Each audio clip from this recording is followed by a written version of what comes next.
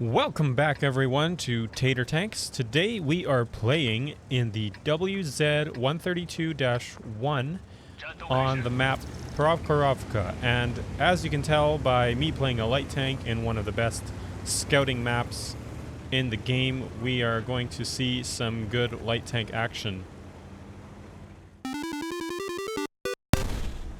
But first I have to compete with two other light tanks on my team, the EBR 105, who is making a more aggressive run up the front, and the Manticore, who with his really good spotting range, he's gonna take a more passive route up to the left hand side there. We see the enemy Manticore there as well. Now we're just gonna see if we can get unspotted and put a few shots into him as we go along. Put a blind shot in towards that FV215B.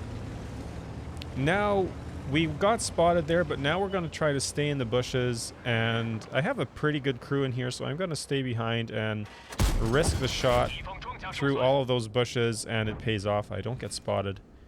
And that's one thing I really like about this light tank, is it has such a good gun for a light tank. I'm always surprised at the amount of damage I'm able to put out with this tank, especially for a light tank, because you don't really think about a light tank as a damage dealer. Usually the light tank is supposed to be the scout, but I am always surprised at the damage I can put out, and I'm also always surprised at the turret armor on this tank. It's just, I'm surprised at how many shots bounce off of my turret when I'm playing behind a little hill. Gun depression is terrible, but if you peek back in time, then often because of the angle, shots will bounce. So I'm letting the EBR do a lot of the spotting now. Just sitting back a little bit and waiting. Of course, my shot bounces. But the time will come to move up yet. For now, we'll just sit back and wait a little bit. There are 3 light tanks, so we do have a little bit of room to wiggle with our role in the game. And obviously the Manticore and the EBR are both more aggressive spotting tanks in terms of their capabilities. The Manticore with its camo rating and the EBR with his speed. So we'll let them do a bit more of that right now, even if the Manticore is sitting back quite a bit. I was really glad I didn't take that shot there because the EBR was really close, and at that range I'm quite convinced I would have gotten spotted. So luckily the EBR is off, and we can continue to sit and wait. That's the thing about this map. If the light tanks are moved up, it doesn't matter how little you move, you will get spotted if you make any micro adjustments on your keyboard.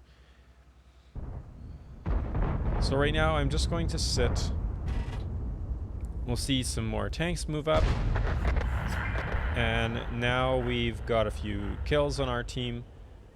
So I think soon will be the time to move up and see if we can get some spots ourselves. I was pretty sure the EBR was gone. It looks like he's... Is he dead already? No, he's not. He is on the opposite side of the map though. The Manticore is gone, so now I was willing to risk moving up a little bit more. And I already have 1 kill and a little bit of damage and assistance. But I'm staying in these bushes, being very careful not to hit any of the trees. But just stay in the bushes, and I have a pretty decent crew in here already, so I can sit and just let enemies get spotted. And the EBR did that, but now we're up nice and close. We can get some of these shots in. Like that, and I still don't get spotted even though I am quite close to that AMX 50B. Of course here I would get spotted if I decided to take those shots because I don't have that opaque bush between me and the heavy tank, the T95. So now I'll just play this passive scout and let others do the damage for me. And you can see how close that T95 got to my proxy spotting circle there on the mini-map. But even so, I remain unspotted, and I can continue to move up.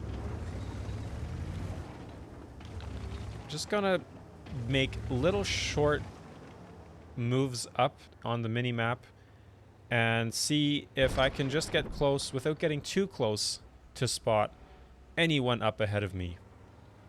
Because I don't want to just rush in blindly and get spotted by the heavy and the tank destroyers that are sitting in the back. But if I can get by with just an extra 2 meters, then I'm going to do that and let the support in the back do the damage. Which they have moved up quite a bit, so I'm in a really good spot right now. There's that T110E3, I believe it is. T110E4, sorry. And they're just like that. We are at 2300 damage assistance. And we're already at 1000 damage and 2600 assistance. So this is going very well now. Able to get some more assistance on that one. Damage upon spotting, and off we go. Now that most of them are gone, I'm going to move up a little bit more. Try to get a shot into his lower plate, which nicely connects. And we're just gonna keep rolling up, getting those spots, staying away from the EBR, because I do not want to really mess with an EBR. Now, with so few tanks left, I am going to move up more aggressively and get in right behind these two non-turreted tanks. Oh no, yeah, FV has a turret, but it's limited. And I can use my speed to get around and stay out of gun range. And just like that, they are taken care of. 4,500 assistance and 1,600 damage. Now we're in the back corner, so we can get shots into the flank of some of those guys in the middle. But, of course, they're not getting spotted. And as a light tank, that's obviously my job. So I'm going to play those bushes again, see if I can get by with making little adjustments on the map. But, of course, that's not cutting it.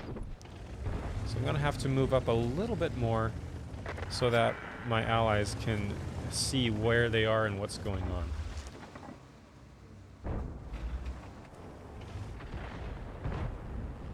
Still got a good amount of health. I'm almost full health still. Here I can make this push because I haven't been spotted in a while, so the FB will not be suspecting me, I don't think. And just like that, he is not even paying attention to me. Oh, now he saw me. How lucky is that? I always appreciate it when those big damage shots don't go through. And like I said before, he must have hit my turret where that wouldn't have gone, where that didn't go through. So that would have taken me out of the game completely. So I am very glad that that stayed the way it was. But we are at 4.6k damage upon spotting and 2k damage.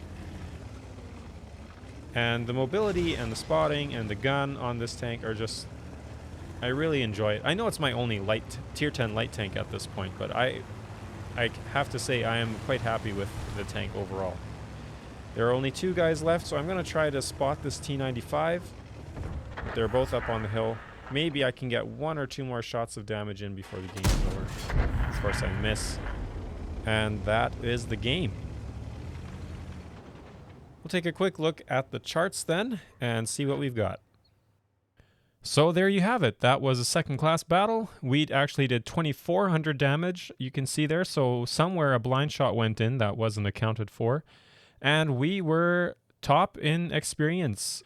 And you can see here too that I did 4.7 assistance, so a little bit of extra assistance there with a total of just over 7,000 combined damage.